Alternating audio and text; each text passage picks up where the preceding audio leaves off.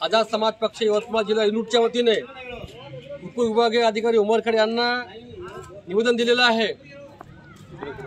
हरदळा फाटा ते पुसद महाराष्ट्र राज्य पायाभूत सुविधा विकास महामंडळ या हेडखाली सदर रस्त्याचं काम 2024 साली संबंधित कंत्राटदाराला देण्यात आलं।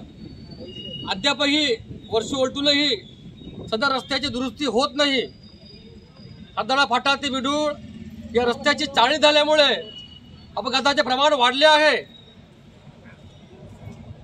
सदर रस्त्याची दुरुस्ती 15 ऑगस्ट पूर्वी संबंधित विभागाने करावी, अन्यथा आझाद समाज पक्षातर्फे येत्या स्वातंत्र्य दिनी म्हणजे 15 ऑगस्टला हरदळा फाटा येथे या रस्त्याच्या दुरुस्तीच्या मागणीसाठी चक्का जाम आंदोलन करण्यात येणार आहे।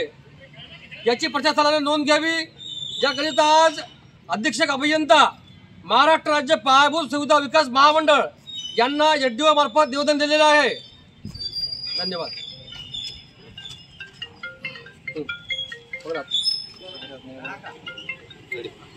सर्वांना जय भीम, जय शिवराय, जय बिरसा।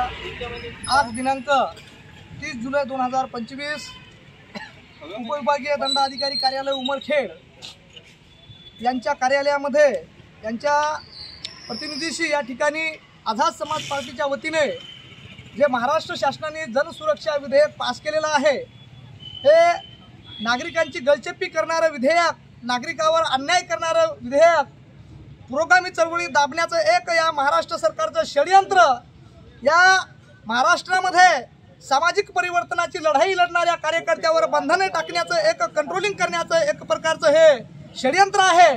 हे षडयंत्र हाणून पाडण्यासाठी हे जनसुरक्षा विधेयक रद्द करण्यात यावं, आझाद समाज पार्टी उमरखेडच्या वतीने या ठिकाणी मागणी करण्यात येत आहे। जर समजा या महाराष्ट्र सरकारने हे जनसुरक्षा अन्यायकारक जनसुरक्षा विधेयक जर का रद्द केलं नाही, तर आझाद समाज पार्टीच्या वतीने थोड्याच दिवसामध्ये या उमरखेड तालुक्यामध्ये तीव्र स्वरूपाचं आंदोलन करण्यात येईल, अशी या ठिकाणी आम्ही आझाद समाज पार्टीच्या वतीने या ठिकाणी मागणी करत आहोत। धन्यवाद।